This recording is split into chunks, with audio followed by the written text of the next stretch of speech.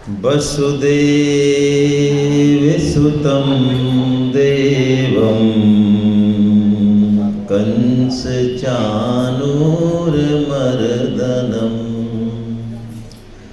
देवकी परमानन्दं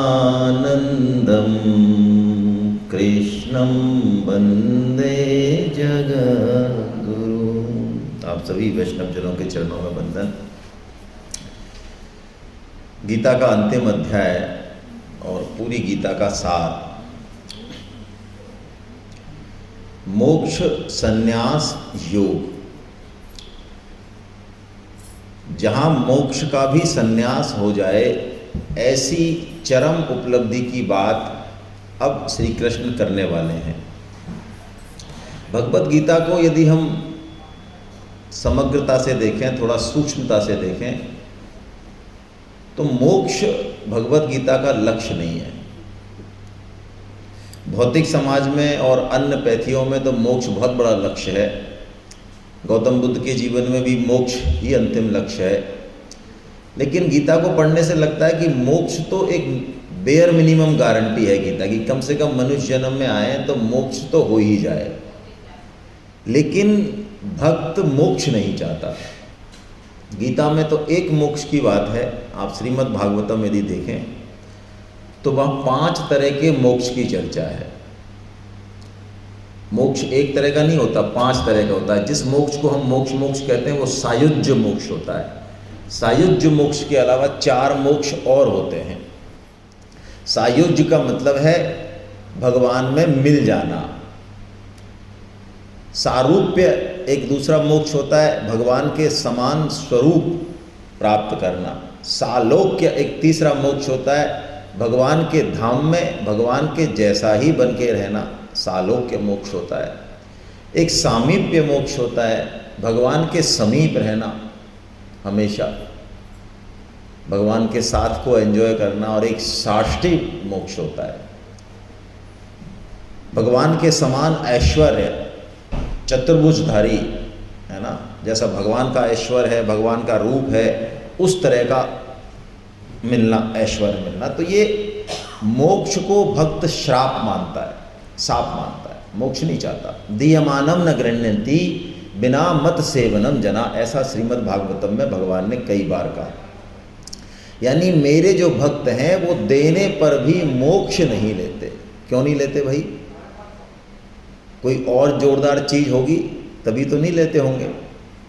जैसे रैदास जी के पास भगवान आए, क्योंकि रैदास जी, आप यदि उनका चरित्र पढ़ें तो हमारे भौतिक जीवन को पूरी तरह से रेखांकित करता है।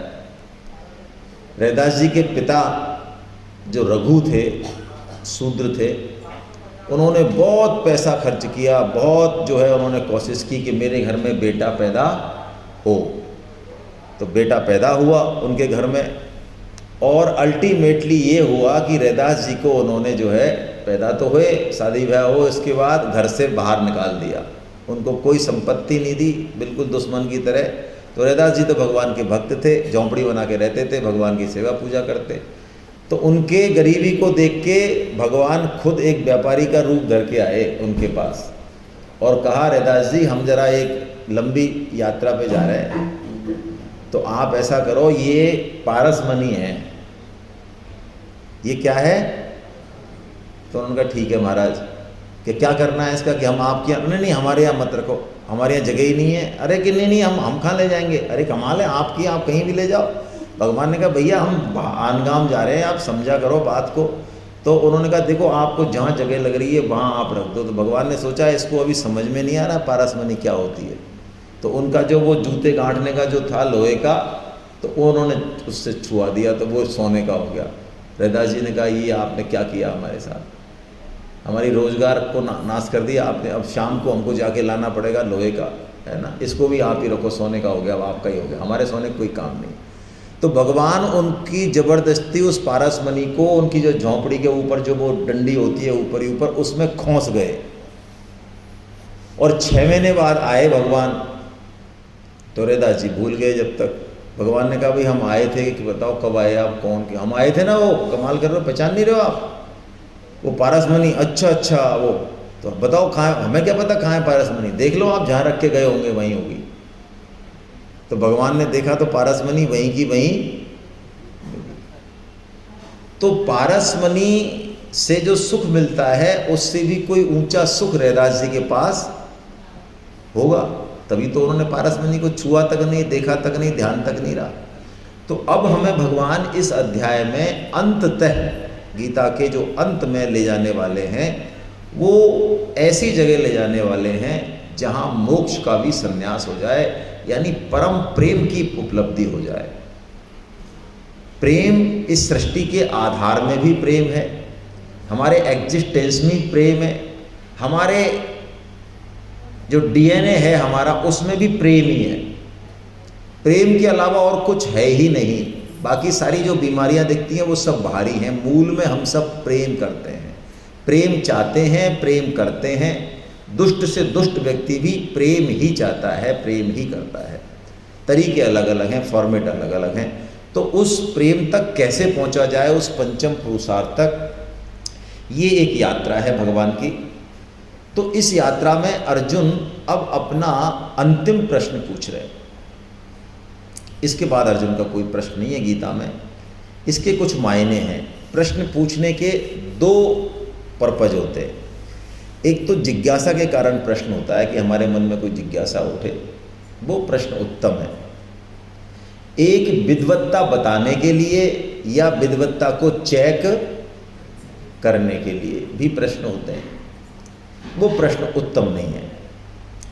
तो अर्जुन का ये अंतिम प्रश्न है, यानी अब वो निर्णय लेना चाह रहे हैं। अब जो भगवान कहेंगे अब उस पर वो चलना चाह रहे हैं। शंका समाधान तो हो गया पूरा। तो अर्जुन ने प्रश्न पूछा कि मुझे त्याग और संन्यास इन दो के बारे में जरा खुल के बताइए। अब तक भगवान ने कर्म योग और ज्ञान योग जो कहा वो यही है। कर्म योग त्याग है और ज्ञान योग संन्यास कह सकते हैं उसको। तो भगवान से दोबारा पुनः पूछ रहे हैं अर्जुन कि मुझे कर्म योग और ज्ञान योग का तत्व बताइए, यानी त्याग का और संन्यास का तत्व बताइए। तो भगवान पहले त्याग का तत्व बताते हैं और फिर संन्यास का तत्व बताते हैं। परम प्रेम तब तक पैदा नहीं होगा जब तक कि हमारे जीवन में त्याग नहीं होगा। गीता की एक बात हमेशा ध्यान रखें, त्यागा शांति रनंतरम। जैसे ही जो वस्तु हमारी नहीं है उसका हम त्याग करेंगे, तुरंत हमको शांति मिलेगी। ज़्यादा से ज़्यादा भोग और संग्रह के लिए इकट्ठा करना, सक्षम होते हुए भी दूसरों की सहायता नहीं करना, वस्तु भाव का त्याग नहीं करना, इससे हमारा जो मूल स्वरूप है वो छिप जाता है। तो योग कोई सा भी हो, सभी योगों में त्याग मुख्य है और गीता का बीज है ये त्याग। गीता का बीज मान सकते हैं इसको। निष्कामता कह लें, त्याग कह लें, सेवा कह लें, बात एक ही है। बिना त्याग के सेवा भी नहीं होगी। अभिमान को त्याग के, आलस को त्यागे बिना क्या सेवा होगी। यदि धन से भी करना चाह रहे हैं तो भी क्या सेवा होगी, हालांकि धन से सेवा होती नहीं है। तो त्याग भगवान ने बताया कि अर्जुन 3 चीज़ों का तो कभी त्याग करना नहीं चाहिए। किस किस का? यज्ञ का, दान का और तप का। ये 3 चीज़ें हमारे जीवन में हमेशा रहनी चाहिए। जब तक ये 3 चीज़ें नहीं होंगी हमारा अंतःकरण शुद्ध हो ही नहीं सकता। हम किसी भी योग के योग्य नहीं हैं। यज्ञ से क्या मतलब है? हमारा जो कर्तव्य कर्म है। प्राय जब हम अध्यात्म के क्षेत्र में आगे बढ़ते हैं तो प्राय ऐसा होता है, चाहे स्त्री हो चाहे पुरुष हो, कि वो अपना निर्धारित कर्तव्य कर्म, वो एक कंफर्ट जोन में जाना चाहता है। वो चाहता है कि जब मेरी सबसे ज़्यादा ज़रूरत हो देश को, समाज को और परिवार को, तब मैं माला लेके बैठ जाऊं या कोई अपना भगवान का काम करूं। मेरी तरफ से तो भाड़ में जाएं सब लोग। ये इसको भक्ति नहीं कहा। कोई भी भक्ति करे, कोई भी ज्ञान करे, कोई भी कर्म करे, कर्तव्य पालन तो करना ही है। कर्तव्य पालन को छोड़ा नहीं जाता, कर्तव्य पालन छूटता है। रामकृष्ण परमहंस बहुत अच्छा उदाहरण देते हैं। गर्भवती स्त्री की सास जो होती है उसको पता है कि मेरी बहू से कितना काम लेना है और कब काम को धीरे धीरे धीरे धीरे कम करते जाना है। ऐसे ही जीवन में कर्तव्य कर्म जो सिद्ध पुरुष होते हैं उनसे छूट जाता है, छोड़ते नहीं है वो। माला भी छूट जाती है। ये माला जो हम करते हैं सिद्ध पुरुषों से, ये माला भी छोड़ते नहीं है, छूट जाती है अपने आप, छूट ही जाएगी। क्योंकि 4 तरह के जप होते हैं। एक तो वैखरी जप होता है जो हम सब करते ही हैं, करना ही चाहिए। एल के जी और ABCD का स्तर यही है। हरे कृष्ण कृष्ण कृष्ण हरे हरे, हरे राम राम राम बोल के करना चाहिए। बोलने में 3 चीज़ें होती हैं। बोलना यदि ध्यान रखेंगे तो जब पूरा नहीं हुआ। बोलने में 3 चीज़ें होंगी, बोलेंगे भी और सुनेंगे भी और चिंतन भी करेंगे, है ना। कृष्ण है, राम है, क्या है, कोई भी लीला का चिंतन करेंगे और बोलेंगे और सुनेंगे। यदि ये 3 काम होंगे तो आश्चर्यजनक रूप से मन जो कभी नहीं फंसता, बस में नहीं होता, वो आश्चर्यजनक रूप से आपका वश में हो जाएगा। जैसे ही इन 3 में से कोई एक टूटेगा, ये त्रिकुट है, त्रिभुज है, ये ट्राइंगल है, जैसे ही एक टूटेगा मन वहाँ से निकल जाएगा। लेकिन आप 3 को बना के रखेंगे, मन नहीं बनेगा। ये वैखरी जप है। उसके बाद उपांशु जप होता है। हमेशा बोल नहीं सकते, थकान हो जाती है, इसलिए कुछ वैखरी और कुछ उपांशु चलता है साधक का शुरू में। उपांशु जप क्या है कि अब कंठ से या जिह्वा से बोल रहे हैं लेकिन दूसरों को सुनाई नहीं देगा, खुद को ही सुनाई, ये उपांशु जप है। ये 10 टाइम्स मोर इफेक्टिव है वैखरी से। तीसरा जप मानसिक जप है। उसमें मन बोलता है, जीभ बीभ कंठ वंठ कुछ नहीं हिलेगा, मन ही बोलेगा और मन ही सुनेगा, खुद को भी नहीं सुनाई देगा, मन ही बोलेगा और मन ही। तो ये 3 तरह के जप को हम मिक्सिंग करके वही करते हैं। तो जब 3 तरह के जप को करते हैं और सिद्धि आती है, साल में, 2 साल में, 5 साल में, सबका अपना अपना है, तब अजपा जप होता है, अनाहत नाद होता है। तब क्या होता है, तब आप जप को नहीं जपते हैं, जप आपको जपने लग जाता है। आप चाहें भी कि मैं 24 घंटे में से 23 घंटे जपूं, 1 घंटे ना जपूं, तो संभव नहीं है, वो 24 घंटे जप होगा। चैतन्य महाप्रभु जी जब शौच पे जाते थे तो वो अपनी जिह्वा को पकड़ते थे लोगों को शिक्षा देने के लिए, शौचाचार बताने के लिए, क्योंकि उनकी जीभ को छोड़ा नहीं उन्होंने कि वो हरे कृष्ण कृष्ण कृष्ण हरे हरे वो चालू हो जाती है, उनका मन चालू हो जाता है। तो ये जो प्रेम हमें मिले, मन हमारा वहाँ फंसे, इसके लिए हमें यज्ञ बहुत जरूरी है। और आप मान लें सबसे बड़ा यज्ञ, अपने नियत कर्तव्य कर्म तो हम करें, लेकिन इसमें एक बहुत सूक्ष्म बात है। चाहे ऑफिस का काम कर रहे हैं, चाहे घर का कर रहे हैं, चाहे गीता प्रचार कर रहे हैं, कोई भी काम कर रहे हैं, वो जो हम कर्तव्य कर्म कर रहे हैं वो गौण है। और उस कर्तव्य कर्म को करते हुए भगवान का स्मरण कितना रह रहा है, ये बात मुख्य है। संभव है ऑफिस की फाइल निकालते हुए भगवान का स्मरण संभव है? पूछ रहा हूं आपसे। जो पुराने लोग हैं वो कह रहे हैं संभव है, जो नए लोग कह रहे हैं ये क्या बता रहे हो। ड्राइविंग करते हुए भगवान का स्मरण संभव है? एक्सीडेंट तो नहीं हो जाएगा? नहीं हो जाएगा। जब कॉन्शियस माइंड से चीज़ें सबकॉन्शियस माइंड में चली जाती हैं, जिसको कि स्वामी जी बोलते हैं अहमता। अहमता में जब कोई चीज़ चली जाती है तब उसके पैरेलल में कोई भी क्रिया जो आप करना चाहें वो कर सकते, कोई समस्या नहीं होती है। अहमता का मतलब है जिस चीज़ को हमने डैड श्योर होके मान लिया है। जैसे मैं पुरुष हूँ, मैं स्त्री हूँ, ये भाव हमारा कभी भी विस्मृति में नहीं होता, कभी भी नहीं होगा। तो यज्ञ का मतलब है, असली यज्ञ क्या हुआ, अपना कर्तव्य कर्म करते हुए भगवान का स्मरण। तब क्या हुआ? हाँ, कष्ट सहना लक्ष्य के लिए, किसी लक्ष्य के लिए नियम अनुसार कष्ट सहना। यदि कोई इलीगली आपको वो कष्ट, वो तप में नहीं आता है। और यज्ञ और तप जुड़े हुए हैं एक दूसरे से। आपने धर्मव्याध की कथा यदि सुनी हो, मनुस्मृति में ये बात आई है कि यदि कोई महिला, गृहस्थ महिला अपना कर्तव्य पालन करे पूरे दिल से, पूरे मन से, तो बड़े से बड़े तपस्वी के चेहरे पे जो तेज नहीं होगा, बड़े से बड़े तपस्वी के जो आभा मंडल नहीं होगा, जो पुण्य नहीं होगा, वो उस महिला के होगा। उस महिला के दर्शन से भी पुण्य मिलेगा, ऐसा मनुस्मृति में लिखा हुआ है, सिर्फ मात्र अपना नियत कर्तव्य कर्म करने से। धर्मव्याध की कथा आपने सुनी होगी। एक तपस्वी थे, खूब सारी तपस्या की उन्होंने। अचानक क्या हुआ कि किसी ने बीट कर दी, तपस्या काफ़ी हो गई उनकी, कर रहे थे, बीट कर दी किसी ने। तो उसने जैसे ही ऊपर देखा तपस्वी ने, तो चूंकि बहुत दिनों में आँख खोली थी, कई सालों में तपस्या कर रहे थे, तो जैसे ही चिड़िया को देखा तो भस्म हो गई।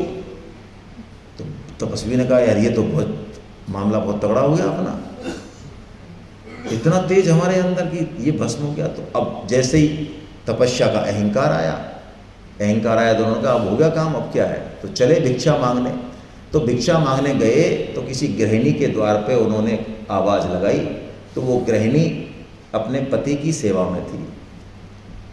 तो उसने आवाज़ दी वहीं से कि प्लीज़ वेट, मैं अपना कर्तव्य कर्म करके आती हूँ। तो उसने कहा अच्छा हमारे लिए हम वेट करेंगे कोई, तुझे पता नहीं हम कौन हैं? हम तेरे द्वार पे आए, यही तेरे लिए बहुत बड़ी बात है भाई। तो उसने अंदर से आवाज़ दी कि मुझे बगुली मत समझ लेना, मुझे तुम बगुली मत समझ लेना, वो चिड़िया वो बगुली मत समझ लेना जो तुम्हारे देखते ही भस्म हो गई थी। अब तपस्वी जी तो फूंक निकल गई उनकी। तो उन्होंने कहा भिक्षा तो छोड़ो, ये क्या। अब वो खड़े रहे कि देवी तू आया जब आ जाना, हम तो खड़े हैं एक टांग से। तो वो देवी आई भिक्षा लेके बड़े प्रेम से पति की सेवा के बाद। उन्होंने कहा लो कि ये तो ले लेंगे, पर आपसे हाथ जोड़ के विनती है कि आपको ये पता कैसे चला हमारे बारे में। तो उन्होंने कहा हमारे पास अभी टाइम नहीं है, हमारे पति देव भी वेट कर रहे हैं।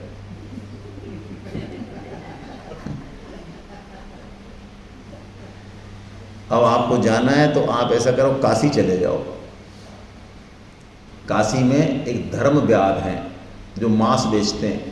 वाह, मांस बेचते हैं, हाँ वहाँ चले जाओ आप, वो बताएंगे आपको इसका राज कि हमको कैसे पता चला। अब क्या करें तपस्वी, तो उसके तो बेचारे के जाना पड़ा उसको। तो वो धर्मव्याध के वहाँ पहुँचा तो वहाँ उसके लाइन लगी हुई थी, बुजुर्ग खड़े हैं, बच्चे भी खड़े हैं और आराम से मांस के लिए लाइन लग रही है। तो वो मांस बेच रहा है। उसने कहा यार यहाँ पे भी हमारे मतलब कोई इज्जत ही नहीं हो रही है। इतना विचार आया कि धर्मव्याध ने उसको बुलाया कि मैं ज़रा इससे फ्री हो जाऊं, तब तक आप आराम से बैठिए, फिर मैं आपको बताता हूँ। उन्होंने कहा ये भी तगड़ा है कि आप, मुझे पता है आप बहुत दूर से आए हैं, आपको उस स्त्री ने भेजा है ना। उन्होंने कहा ये भी एक से एक आप अफलातून निकले यार। ये इन्होंने मोबाइल कर दिया होगा, कोई पहले की घटना है 1100-1200 की, उससे मोबाइल ठोक दिया होगा कोई एक। उन्होंने कहा यार ये भी तगड़े हैं। तो उस धर्मव्याध के पास जब वो बैठे तो और भी कई सारे ऋषि मुनि महर्षि और आगे जो कि अपनी अपनी शंकाओं का समाधान करने आए। उन्होंने कहा ये लो, अकेले हम ही नहीं है, ये भी बहुत आए। आखिर में जब फ्री हुए तो धर्मव्याध ने उनको प्रेम से बिठाया और सबको बताया। और जो उनका संवाद हुआ उसका सार रूप में वर्णन यही है कि अपने नियत कर्तव्य कर्म से भी परम सिद्धि को प्राप्त किया जा सकता है। ये बात गीता में भगवान ने 3 जगह कही, ज़्यादा भी जगह कही वैसे तो। सबसे पहले कही 3.10 और 12 में। बड़ी ज़बरदस्त चीज़ कही भगवान ने। भगवान ने इस सृष्टि का सिस्टम बताया कि हम सब एक दूसरे से जुड़े हुए हैं। ये आज जो समाजवाद की बात हो रही है ये तो बहुत घटिया तरीके की है। घटिया मतलब बहुत नीचे के तरीके की। गीता का समाजवाद देखोगे तो आंखें फटेंगी। साहचर्य का क्या सिद्धांत है, सृष्टि का एक एक कण कैसे कनेक्टेड है एक दूसरे से। भगवान ने कहा तुमको यदि आप कर्तव्य पालन करना चाहोगे तो तुमको जो चाहिएगा कर्तव्य पालन की सामग्री वो सब अपने आप देगी सृष्टि। जो देवता हैं जो मैंने अपॉइंट किए उनकी ड्यूटी है कि वो तुमको सारी कर्तव्य पालन की सामग्री देंगे। यदि तुम निष्काम भाव से अपना कर्तव्य पालन करोगे तो, और आप कर्तव्य पालन करोगे तो भगवान ने कहा आप परम सिद्धि को प्राप्त हो जाओगे, आपको इसके अलावा और कुछ करने की जरूरत नहीं है। ये भगवान ने बहुत स्पष्ट कहा है 3.10, 11 और 12 में। यही बात भगवान इस 18वें अध्याय में फिर कहेंगे 18.45 और 46 में। भगवान कहेंगे यदि हम अपनी ड्यूटी करें ठीक से, जो वर्क इज वर्शप की बात हो रही थी है ना, तो ड्यूटी में एक तो अहंकार बिल्कुल नहीं होगा, और हम करता है ये बात भी बिल्कुल नहीं होगी, और जो सामान जिससे हम कर्म कर पा रहे हैं वो सामान हमारा नहीं है, वो सब प्रभु का आया, ये बात भी अच्छे से समझनी होगी। यदि इतनी बात समझ में आएगी तो वर्क इज वर्शिप हो जाएगा, फिर कोई दिक्कत नहीं है। हम उसमें बीच में नहीं रहे। तो भगवान ने 45 और 46 में एक शब्द कहा बड़ा अच्छा, हम यहीं ले रहे हैं उसको। भगवान ने कहा तू अपने अपने कर्मों में प्रीति पूर्वक लगा रहे तो तू सिर्फ उसी से ही परम सिद्धि को प्राप्त हो जाएगा। प्रीति पूर्वक। हम अपने कर्मों को प्रीति पूर्वक करते हैं क्या? ऑफिस में जो हमारी ड्यूटी है, घर में जो हमारी ड्यूटी है, यदि प्रीति पूर्वक करते तो 99% घरों में बाई क्यों होती? बाइयाँ। ऐसे कितने हाथ हैं, कितने हैं जो जिनके घरों में बाइयाँ नहीं है? जरा खड़े करें। नहीं है वाले खड़े कर दें। अच्छा, पुरुषों ने खड़े किए, मतलब आप करते हो क्या आप घर का काम? हाँ हाँ, करना चाहिए, बिल्कुल करना चाहिए पुरुषों को। हाँ, करना पड़ेगा, मतलब करना तो नहीं चाह रहे हैं आप, लेकिन हमारी जैसी स्थिति आपकी भी, मतलब करना पड़ेगा। मैं बताऊं क्यों बाई? क्योंकि अकेली लेडी को करना पड़ता है ना काम सब। यदि दोनों मिलकर करेंगे तो फिर बाई की जरूरत नहीं। ठीक है, बढ़िया है।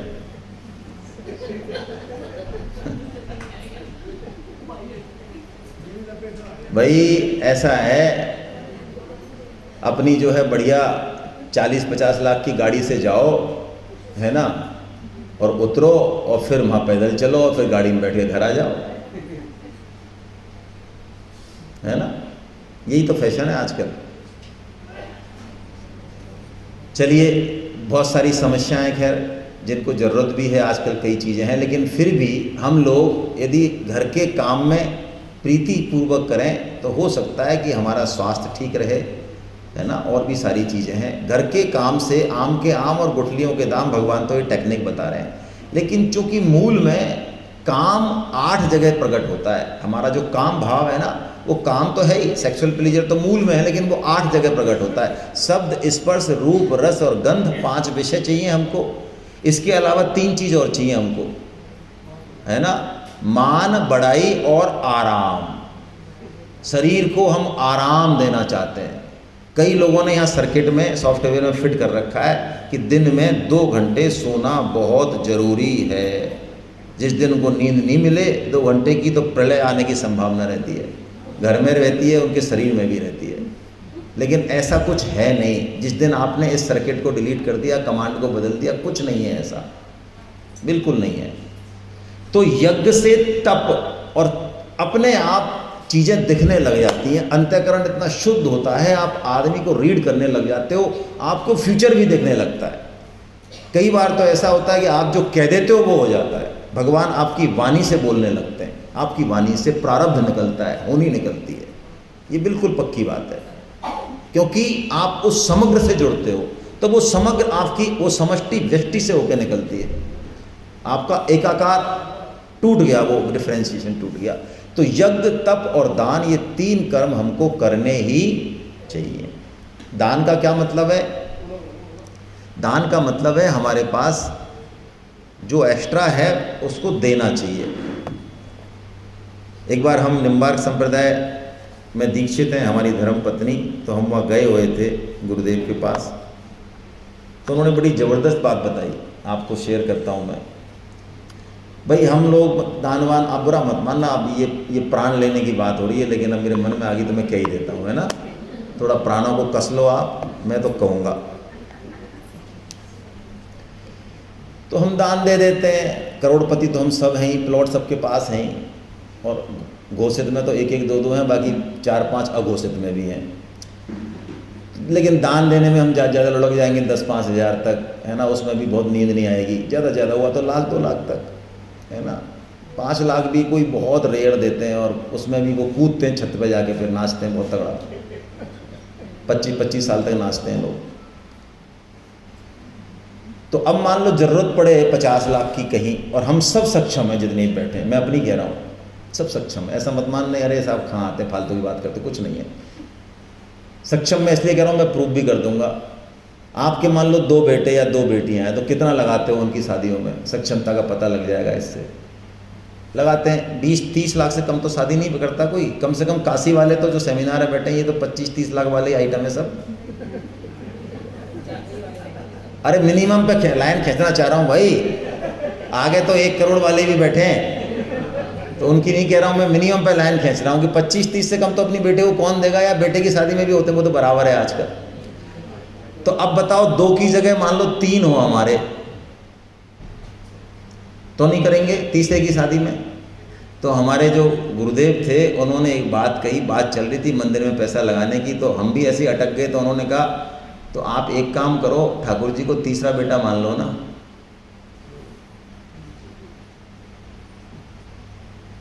और बेटे की शादी में 50 लाख लगा के रात को रोते थोड़ी हो कि यार बहुत ज़्यादा लगा दिया भाई साहब, 2 लाख की तो एल्बम हो गई, 3 लाख का वो धूम धमाका हो गया है, तो फालतू था। ऐसे रोते हो, कतई रोने की जगह भी नहीं रोते हैं हम। जहाँ रोना चाहिए कि यहाँ नहीं करना चाहिए था, वहाँ भी हम नहीं रोते हैं, इतने से भाव परिवर्तन से। लेकिन ये हम नहीं कर पाते, ये दान है।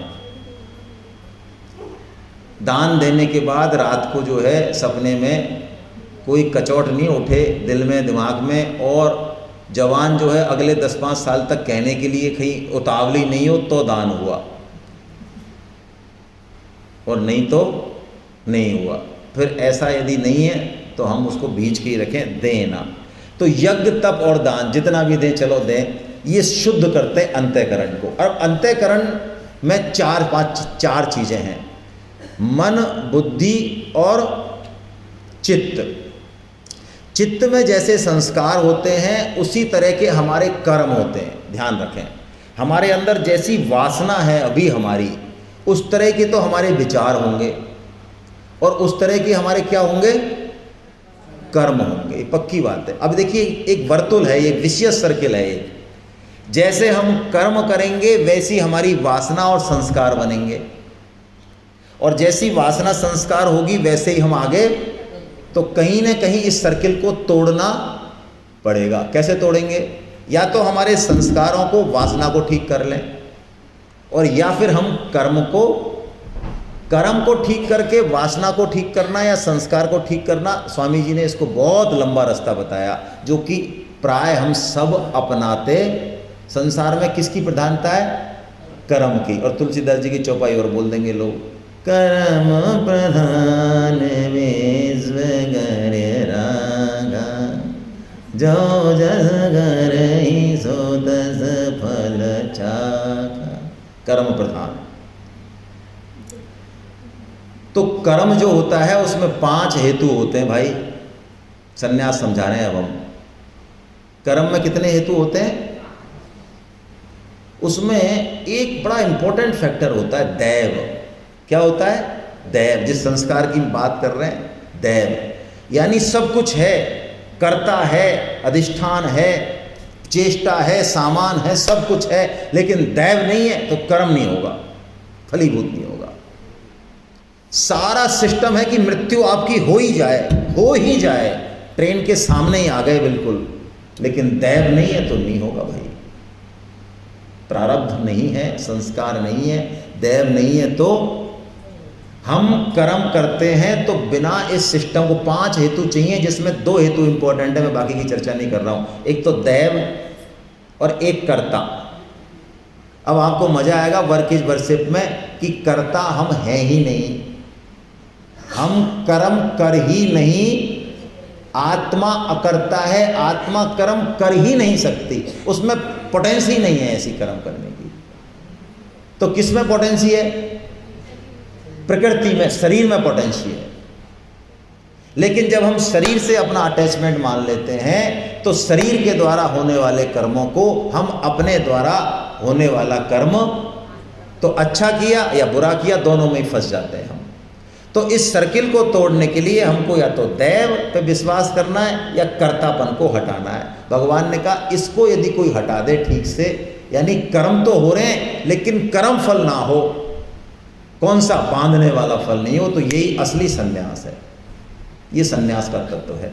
अब हम कितना ही कर्म करें, घोर कर्म करें, अर्जुन घोर कर्म करता है, घोर से घोर, यानी 40 लाख लोग हैं वहां पे युद्ध में, यदि आज की भाषा में कहें तो 18 अक्षौणी सेना है, और एक अक्षौणी सेना में 2,18,700 यूनिट होती है। एक अक्षौणी में कितनी होती है? 21,870 तो रथ होते हैं, 21,870 हाथी होते हैं, और इसका तिगुना करो, 21 63 और 8 64 65,000 समथिंग घोड़े होते हैं, और इसका 5 गुना करो, 1,05,000 समथिंग पैदल होते हैं। कुल मिला के हुआ 2,18,700। ये एक अक्षौणी सेना है। ऐसी कितनी अक्षौणी है वहाँ पे? 18, यानी करीब करीब मामला जो है 40 लाख के आसपास का है महाभारत युद्ध का घोषित। और भगवान अर्जुन के लिए इस सन्यास को समझा रहे हैं, जब सन्यास को कि तू करता है ही नहीं, शरीर से करता हो रहा है, प्रकृति से क्रियाएं हो रही है, चाहे कितनी भी बड़ी से, तेरा कोई लेना देना नहीं है। तो भगवान एक श्लोक बोलते हैं, यश न हंकृतो भावो बुद्धिर यश न लिप्यते हत्वा अपि स इमान लोका न हत्वा न निबद्धते। अर्जुन तू जो कह रहा है कि मेरे को इनको मारने से पाप मिलेगा, अब मैं तेरे को तत्व की बात बताता हूँ। तूने पहले अध्याय में कहा था ना कि मैं पाप में पड़ूंगा इनको मारने से। तू पूरे संसार की तेरे हाथ से हत्या हो जाए, इन संपूर्ण प्राणियों की, तब भी तुझे बिल्कुल भी कोई पाप लगने वाला नहीं है। वाह, ये क्या मजा है! ये मजा संन्यास का है। फिर कर्म तो होगा लेकिन कर्ता भाव नहीं होगा। जो करता है वही भरता है ना? जो करता है वही। कई लोग कहते हैं साहब हम दान देते हैं, लेकिन लोग हमें बड़ा परेशान करते हैं, महाराज जी के भी फ़ोन आ जाते हैं, लोग पीछे पड़ जाते हैं। तो आप दान देते हो, करता हो, इसलिए भरता हो, भोगना पड़ेगा। पति का भी एक नाम शायद होता है, भरतार होता है, क्या होता है? और बैंगन का भी भरता होता है, इसीलिए पतिदेव का नाम बैंगन का वो रख दिया होगा, भरता। हाँ, बैंगन का भरता बना देते हैं उसका।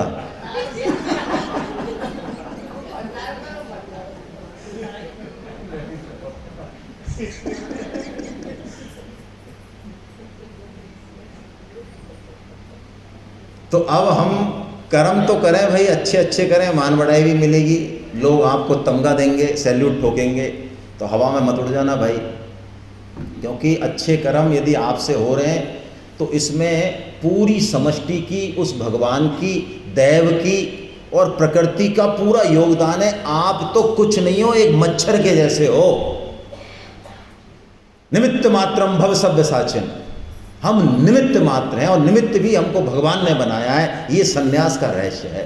कैसे निमित्त मात्र हैं? कि बस हमारे नाम चिट्ठी लिख दी भगवान ने, चिट्ठी में नाम किसका लिख दिया, और आपके गलतफहमी हो रही तो दूसरे का लिख दें।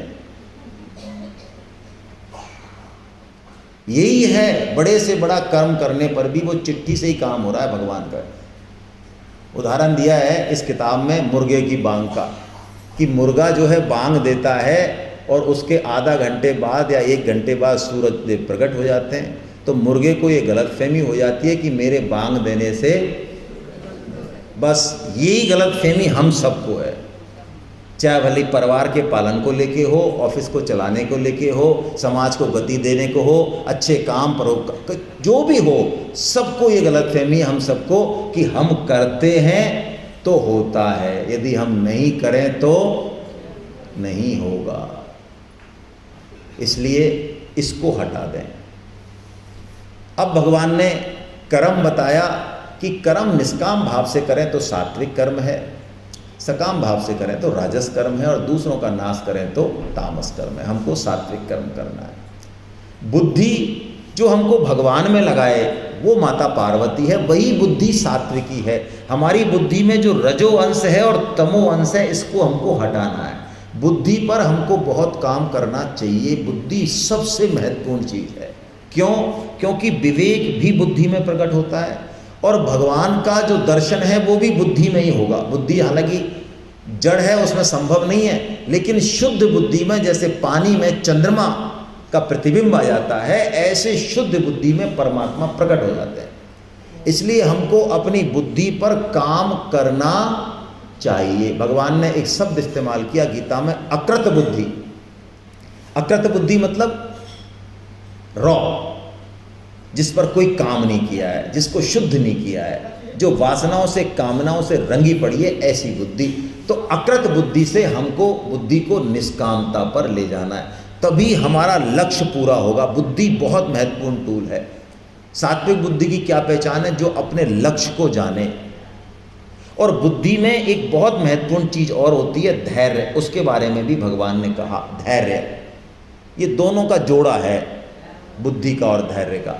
यदि धैर्य नहीं है तो बुद्धि कितनी भी बढ़िया हो, काम नहीं होगा। तो धृति या धैर्य क्या है? बुद्धि ने जो निश्चय किया वो तो बहुत अच्छा किया, बात तो ठीक है। जैसे हमने निश्चय कर लिया, यहाँ सेमिनार कराएंगे, बोली तो नहीं लेकिन हम कराएंगे, ऐसा मेरे को सुनने में आ रहा है। कईयों के हार्ट में से हार्ट ब्लॉक हो रहा है, ऐसा लग रहा है सेमिनार कराएंगे, बोल नहीं पाए शर्म के कारण। तो अब कर तो दिया आपने निश्चय, लेकिन धृति नहीं है इसके साथ, तो दिक्कत आएगी। धृति मतलब धैर्य। बुद्धि को उस निश्चय पर टिकाए रखने की जो लगन है वो धृति है। अच्छी बुद्धि, शार्प बुद्धि इतनी महत्वपूर्ण नहीं है जितनी धृति महत्वपूर्ण है। दुनिया में जितने भी बुद्धिमान हैं, वैज्ञानिक हैं, बहुत ज़्यादा जो इंटेलेक्चुअल्स हैं, उनकी धृति बिल्कुल ठीक नहीं है, बिल्कुल ठीक नहीं है। बुद्धि तो बहुत शार्प है, इसमें तो कोई दो राय नहीं है, बहुत शार्प बुद्धि है, लेकिन उनके पास धृति ठीक नहीं है। इसलिए उनका जो टोटल प्रयास है वो सर्वनाश में जा रहा है। यदि आप कहें उन्होंने इतनी इतनी खोजें कर दी, तो आज जो ये वैज्ञानिक खोजें ये हमारे जीवन में सुख तो दे रही हैं, सुविधा दे रही हैं, लेकिन जीवन को ठीक डायरेक्शन में नहीं ले जा रही हैं, ये पक्की बात है। जितना हम आगे सुख सुविधा में जा रहे हैं, उतनी ही जीवन में हमारे में विकार, बीमारियां घुस रही हैं।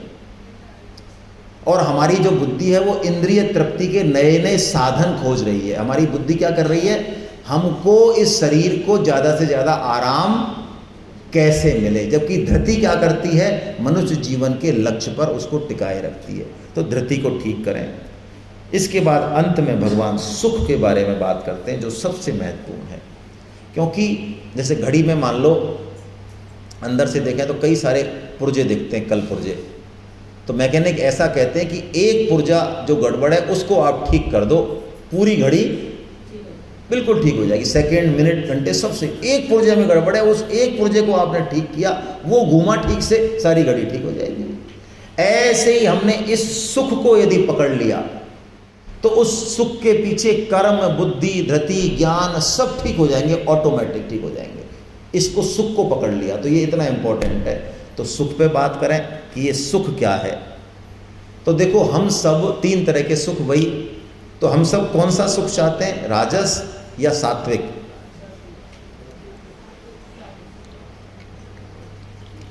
सात्विक चाहते हैं तो बहुत अच्छी बात है, और चाहते भी हैं, बहुत सारे लोग चाहते हैं, तभी तो बार बार सेमिनार में आ रहे हैं।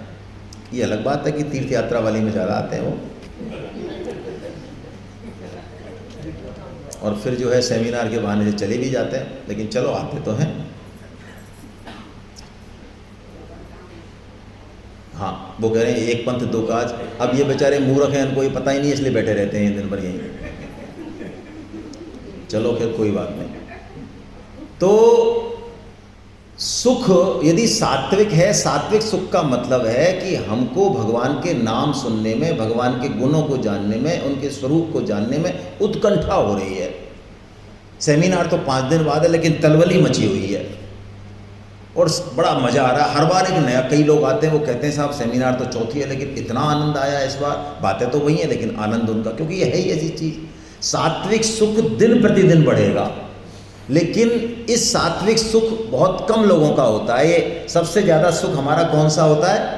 राजस होता है। राजस सुख हम सब का है, क्योंकि हम सब मनुष्य जन्म में है ना, तो मनुष्य को रजोगुनी कहा। रजोगुनी का मतलब उसको राजस सुख की आदत खूब अच्छे से पड़ी हुई है। राजस सुख की क्या पहचान है? राजस सुख की पहचान है कि शुरू में वो लगेगा अमृत और बाद में देगा। आप 3-4 घंटे व्हाट्सएप देखो तो एकदम से खोपड़ी तरोताजा हो जाती है 4 घंटे बाद।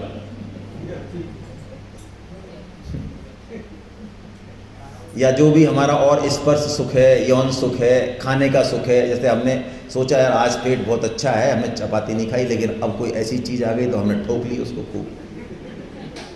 अब बाद में कहते हैं अरे यार इतना बढ़िया दिन जा रहा था, एकदम अच्छा पेट था, इतना अच्छे विचार थे, क्या कर लिया यार, अभी कल तक के लिए प्रॉब्लम कर ली। यानी शुरू में तो हम उसमें इंडल्ज हो जाते हैं, लेकिन बाद में हमें बड़ा पछतावा होता है। ये कौन सा सुख है? ये ताश चौपड़ खेलना। जैसे कि हमारे किशन जी हैं, बहुत सीधे इंसान हैं, वो कह रहे हैं साहब ये तो बढ़िया रहा जो हमको सेमिनार में पकड़ लाए। मैं क्यों, हम तो साहब क्या कह रहे हैं, गांव में बैठे थे, वहीं ताश पट्टी खेल रहे थे, क्या करें कोई काम। तो अब आपका मन यदि ताश खेलने में ना लगे, भगवान में लग जाए, तो इसका मतलब अब बहुत बड़ी जीत कर ली आपने। और अभी आपका मन व्हाट्सएप में, निंदा में, परनिंदा में, इधर उधर घूमने में, ये घूम लें, लिस्ट बना लेते हैं लोग, अरे यार ये 4 हो गई, 5वीं जगह नहीं रही इसमें। वो घूमने का क्या मजा है इनको पता ही नहीं है। ये ऐसे हाथ पे तुड़वाते रहते हैं दिन भर, है ना, पॉइंट कवर करने, पॉइंट। यहाँ भी रेस है, घूमने में भी जहाँ भी जाएंगे वहाँ रेस है। मतलब वहाँ पे उसको एंजॉय करना, थोड़ा फील करना, कुछ नहीं, बस एक नंबर दौड़ है। यही हो गया आजकल हमारे साथ। ये सब राजस सुख है। इस राजस सुख को लेने की आदत हमारी खूब है। तो भगवान कह रहे हैं सात्विक सुख की क्या पहचान है? सात्विक सुख की पहचान आपको पता ही है। आप ऐसा मान लें कि जिसमें जिस सुख को लेते समय जो है हमारा मुंह फटने लग गया, हाँ ऐसा होने लगा, तो सात्विक सुख है गारंटी से। मन हमारा जो है कहीं और ले जाए, हमको जबरदस्ती हमको खींच के लाना पड़े, तो वो कौन सा सुख है? वो सात्विक सुख है। सात्विक सुख में भगवान कह रहे हैं अभ्यास से रमण होता है। देखिए ये पकड़िए बात असली। सात्विक सुख लगेगा शुरू में कैसा, विष की तरह, लेकिन परिणाम में क्या देगा? अमृत देगा। शुरू में नहीं देगा, शुरू में नहीं देगा। कब देगा? अभ्यास से इसमें रमण होगा। अभ्यास से कैसे रमण होगा? आप अभ्यास से रमन होगा। अभ्यास से रमन का मतलब है कि इसमें हम लगे रहें, मन की ज़्यादा सुने ना, ठीक है। तो धीरे धीरे मन की एक आदत है, जो कल भी बात हुई थी कि मन आसानी से कहीं से हटता नहीं है, और एक बार हट जाए तो फिर दोबारा इधर लग गया, एक बार हटा दिया तो फिर दौड़ जाएगा मन आपका, ठीक है। तो हमको सात्विक सुख में रमन करना है, इसलिए गीता पढ़नी है ना, बार बार पढ़नी है, मन लगे चाहे ना लगे। गीता प्रचार करना है, मन लगे चाहे ना लगे। चलिए, हाँ, करत करत अभ्यास के, बिल्कुल। अब लास्ट में भगवान जो है अर्जुन को एक बहुत ज़बरदस्त चीज़ बताते हैं। सारी चीज़ें बता देते हैं अर्जुन को, सब काम कह देते हैं, तब भी अर्जुन जो है कुछ भी निर्णय नहीं ले पा रहे हैं। सुन तो सब लिया अर्जुन ने, लेकिन निर्णय नहीं ले पा रहे हैं। तो भगवान एक टेक्निक इस्तेमाल करते हैं अर्जुन की तरफ, जो कि हम भी करते हैं कई बार। बच्चा जब नहीं कदर करता है माँ बाप की या माता की, तो उसको जो है 2-3 दिन के लिए अकेला छोड़ दो आप, या हॉस्टल भेज दो, तो उसको समझ में आ जाता है कि मम्मी है क्या चीज़, ये घर है क्या चीज़ है। तब समझ में आता है उसको थोड़ा सा अलग करो अपने से। उसको पकड़ के तो कुछ समझ में नहीं आ रहा, उसको खूब समझा रहे हैं भैया तेरे लिए मर रहे हैं, कर रहे हैं, नहीं कुछ समझ नहीं आ रहा, वो अपना टेकन फॉर ग्रांटेड लेके बैठा है। ऐसे ही अर्जुन भी जो है बिल्कुल भगवान सब कुछ समझा समझा के हार गए। भगवान ने यही तक कह दिया कि अर्जुन मैंने तेरे को, फिर भगवान ने एक ट्रिक चली, क्या चली, अर्जुन जो कुछ मैंने तेरे को कहना था वो मैं तेरे को कह चुका, अब तेरी जचे जो कर, यथेक्षिषि तथा कुरु। जब ऐसा कहा भगवान ने तो अर्जुन ने समझा, हालांकि भगवान ने त्याग नहीं किया है, लेकिन अर्जुन ने क्या समझा कि भगवान ने मेरा त्याग कर दिया। भक्त की यही पहचान है, शरणागत की यही पहचान है कि वो सब कुछ सहन करेगा लेकिन त्याग सहन नहीं कर सकता। गोपियाँ सब कुछ सहन करती हैं लेकिन कन्हैया उनसे रूठ जाए ये सहन नहीं कर सकती। तो अर्जुन की दशा एकदम से बिल्कुल बदल जाती है। अर्जुन की हालत ऐसी हो जाती है जैसे अबोध शिशु को माँ के अलावा वो और कहाँ जाए। माँ उसको धक्का दे रही है, फटकार रही है, लेकिन अब वो कुट पिट के भी रहना उसको माँ के पास ही, उसके पास ऑप्शन नहीं है दूसरा। तो अर्जुन जब इस अनन्य शरणागति के भाव में आ जाते हैं अचानक, जो कि भगवान चाह रहे थे कि वो आएँ इस भाव में, तब भगवान अंतिम बात बोलते हैं। और ये अंतिम बात गीता की हमको भगवान श्री कृष्ण की तरफ ले जा रही है। कौन सा श्लोक है ये? 18.66।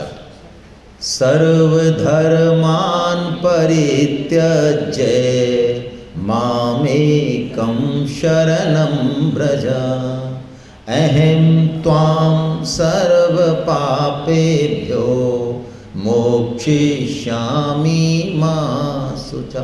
सर्वधर्मान परित्यज्य, सब धर्मों का त्याग कर दे। धर्म तो बहुत इंपॉर्टेंट है, धर्म का त्याग कैसे कर दें? देखिए, परम धर्म की प्राप्ति के लिए धर्म का त्याग अपने आप हो जाता है। जब परम धर्म की प्राप्ति होती है, और परम धर्म है भगवान श्री कृष्ण की आज्ञा का पालन। जैसे गोपियाँ जब श्री कृष्ण से प्रेम करती हैं तो जो लौकिक धर्म है उनका, उसका त्याग हो जाता है, उसमें कोई दोष नहीं है।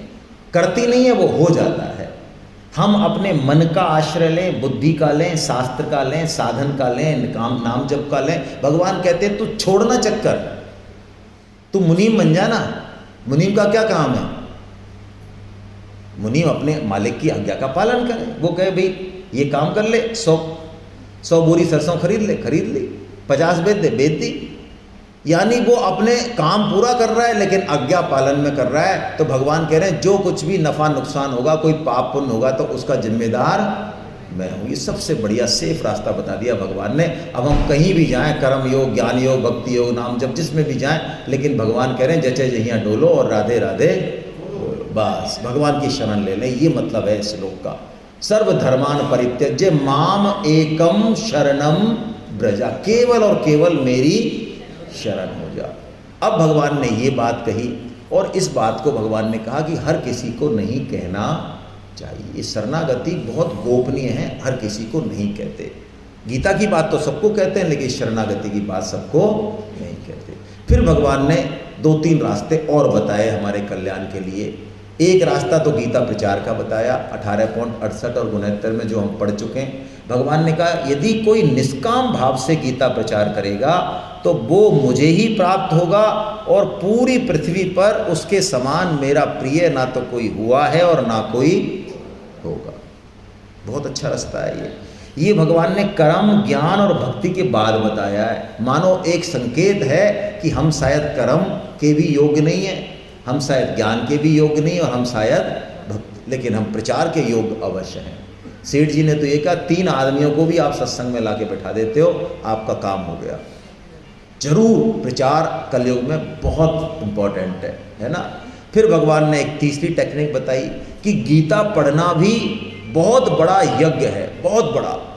जितने भी यज्ञ हैं, कुआं खुदाना, पानी पिलाना, अन्न क्षेत्र चलाना, समाज को और फैसिलिटेट करना अपने स्किल से, ये सारे द्रव्यमय यज्ञ से भगवान ने कहा ज्ञान यज्ञ श्रेष्ठ है। और ज्ञान यज्ञों में भी जो श्रेष्ठ है वो है गीता का अध्ययन, जो हम कर रहे हैं, जैसा भी हमारी बुद्धि है। भगवान ने कहा हम अर्जुन, जो कोई ये गीता पढ़ेगा उसके द्वारा मैं ज्ञान यज्ञ से पूजित, ये तीसरा साधन बताया। अब कोई कहे साहब हमको गीता भी समझ में नहीं आती, ना पढ़ना आता, तो भगवान ने चौथा साधन बताया कि कोई श्रद्धा से सुन ले तो भी वो मुझे ही प्राप्त।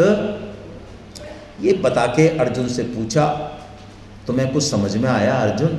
तो अर्जुन ने कहा हाँ महाराज, हमें पूरी बात समझ में आ गई। क्या प्रूफ है? तो अर्जुन ने एक शब्द बोला जिससे समझ में आ गया इस भगवान को भी कि हाँ इसको बात समझ में। उन्होंने अंत में अर्जुन का अंतिम शब्द है, ये हम सबको टैगलाइन लगा के हमारे लाइफ में सेट कर लेना चाहिए। गीता की टैगलाइन यही है, चर्चा नहीं करनी गीता पे दार्शनिक फालतू की, ये टैगलाइन लगाओ आप सबसे पहले, यदि गीता समझ में आ गई तो। कौन सी टैगलाइन है? करिष्ये वचनम तवा, हे प्रभु अब मैं आपकी आज्ञा का पालन, आप कहोगे युद्ध कर तो युद्ध करूंगा, आप कहोगे युद्ध मत कर तो नहीं करूंगा, आप कहोगे गीता प्रचार कर तो गीता प्रचार करूंगा, आप जैसे नचाओगे वैसे नचूंगा, आपका जमूरा हूं मैं, बोलो कैसे नचना है। बस ये सूत्र है जीवन जीने का। फिर इसके बाद संजय की बात आती है। संजय के आंखों से अश्रु बह रहे हैं, रोम रोम कंपित है। क्यों? भगवान की कृपा को अनुभव कर रहे हैं, अपने सद्गुरुदेव व्यास जी की कृपा को अनुभव कर रहे हैं और उनको धन्यवाद देते हुए सारी गीता को एक श्लोक में निचोड़ रहे हैं संजय।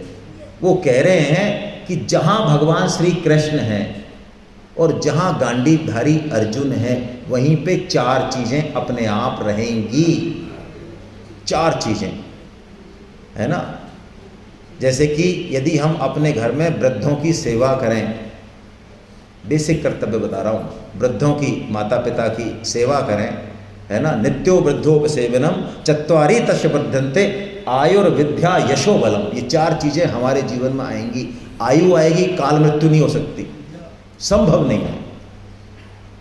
विद्या आएगी, शास्त्र पढ़ो चाहे मत पढ़ो, शास्त्र पढ़ के भी अज्ञान बढ़ता है, लेकिन यदि सेवा की तो विद्या आएगी, दिमाग ठीक डायरेक्शन में चलेगा, ठीक समय पर ठीक डिसीजन होगा, अपने अंतःकरण में प्रेरणा आएगी, यश मिलेगा और श्री मिलेगी। तो वही चार चीज़ें यहाँ बता रहे हैं भगवान कि श्री, विजया, भूतिर और नीति, ये चार चीज़ें मिलेंगी।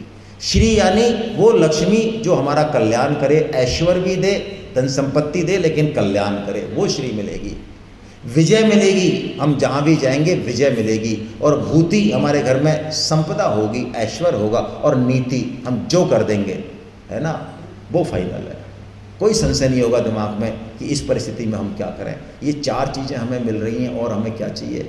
तो भगवान श्री कृष्ण सब जगह हैं, हम अर्जुन बने, भगवान का काम करें तो ये चार चीज़ें हमें मिलेंगी। हरे कृष्णा गोविंद जय जय गोपाल जय जय,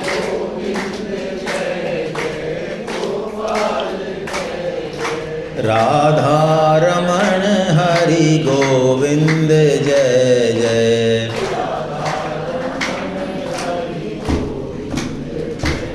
हे गोविंद जय जय गोपाल जय जय,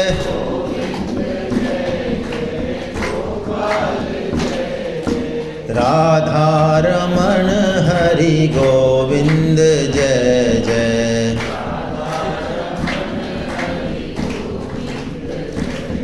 श्री राधा रमण हरि गोविंद जय जय।